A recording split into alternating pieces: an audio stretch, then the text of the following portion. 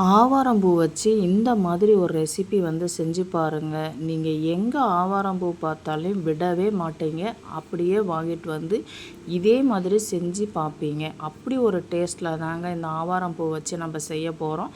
இது ஆவாரம்பூ வச்சு எப்படி செய்ய போகிறோம் அப்படிங்கிறத நீங்கள் ஃபுல் வீடியோவும் ஸ்கிப் பண்ணாமல் பார்த்தா மட்டும்தாங்க இந்த ரெசிபி எப்படி இருக்குதுன்னு நீங்கள் பார்க்கவும் முடியும், செஞ்சு சாப்பிடவும் முடியும்.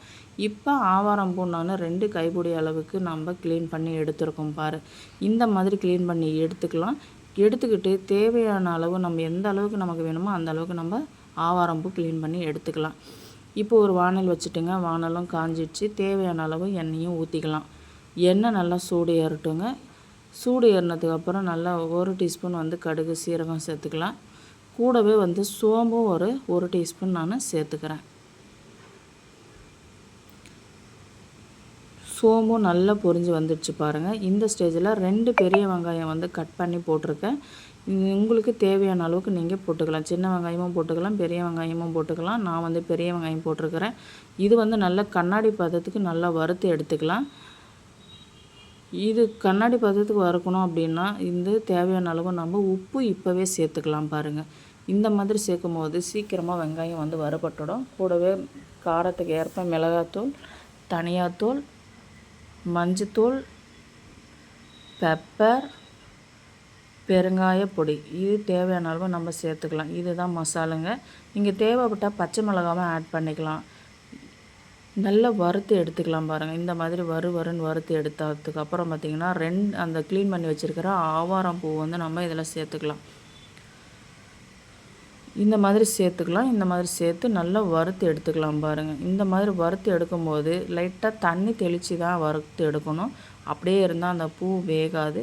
லைட்டாக தண்ணி தெளிச்சுக்கணும். அப்படியே நம்ம ஊற்றக்கூடாது. தெளித்து தாங்க இதை வந்து மூடி வச்சு வேக வைக்கணும்.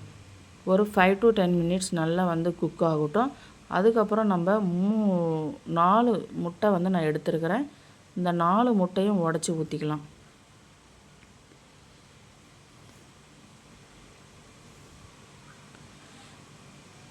இந்த 4 முட்டை உடச்சி ஊற்றுற கேப்பில் அதுவும் நம்ம வந்து கிளறிக்கிட்டே இருக்கணும், இல்லைன்னா அடி பிடிச்சிரும். 4 முட்டையும் உடச்சி ஊற்றியாச்சுங்க. இப்போ வந்து அதை நம்ம மசாலா வறுத்துருக்குறீங்களா, இந்த அளவுக்கு நல்லா வந்துடுச்சு பாருங்கள். நல்லா வெந்து வந்துடுச்சு. இந்த ஸ்டேஜில் துருவின தேங்காய் பூ இருக்கு இல்லைங்களா, அதை வந்து நம்ம இதில் சேர்த்துக்கலாம். தேங்காய் பூ சேர்த்தோன்னா டேஸ்ட்டு இன்னும் கொஞ்சம் கூடுதலாக இருக்குங்க. அதுக்காக நான் வந்து தேங்காய் பூ சேர்த்துருக்குறேன். இந்த மாதிரி நீங்களும் சேர்த்து செய்யுங்க.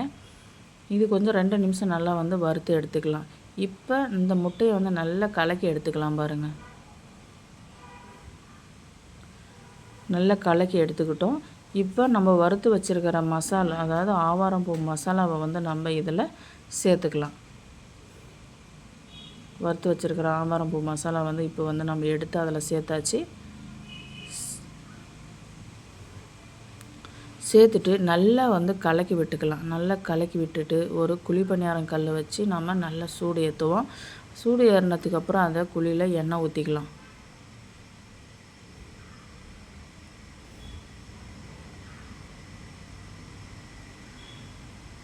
எண்ணெய் ஊற்றிட்டு சின்ன குழி கரண்டி எடுத்து அந்த குழியில் நம்ம கொஞ்சம் கொஞ்சமாக வாரி போட்டுக்கலாம். இந்த மாதிரி செய்யும் போது பார்க்குறதுக்கு அழகாகவும் இருக்கும், சாப்பிட்றதுக்கு டேஸ்ட்டாகவும் இருக்கும். இந்த மாதிரி செஞ்சு பார்க்கணுன்னு நமக்கு ஆர்வமும் இருக்குங்க. அதுக்காக இந்த மாதிரி செஞ்சுக்கலாம். இதை வந்து மூடி வச்சு நம்ம வேக வச்சுக்கலாம். ஒரு 5 to 7 மினிட்ஸ் நம்ம நல்லா வேக வைக்கணுங்க மூடி வச்சு. அதுக்கப்புறம் நம்ம குழிப்பணியாரம் எப்படி திருப்போமோ அதே மாதிரி நம்ம திருப்பி விட்டுக்கலாம். இந்த மாதிரி குண்டு குண்டாக வருது பாருங்கள், அப்படியே திருப்பி விட்டுக்கலாம். இப்போவும் நம்ம மூடி வச்சு நல்லா வேக வச்சுக்கலாம். இப்போ ஒரு 3 மினிட்ஸ் வேந்தால் போதுமானது பாருங்கள். இந்த மாதிரி வந்து வேக வச்சுக்கலாம். ஓகே ஃப்ரெண்ட்ஸ், இந்த மாதிரி குண்டு குண்டான ஆவாரம்பூ வந்து குழிப்பணியாரம் யாருக்கெல்லாம் பிடிக்கும் அப்படிங்கிறதையும் மறக்காமல் கமெண்ட் பாக்ஸில் சொல்லுங்கள். இந்த ரெசிபி எப்படி இருக்குன்றதை செஞ்சு பார்த்துட்டு டேஸ்ட் பண்ணிவிட்டு எப்படி இருக்குன்னு கமெண்ட் பாக்ஸில் கமெண்ட் பண்ணுங்கள். ஃபுல் வீடியோவும் பார்த்ததுக்கு ரொம்ப நன்றி. பாய்.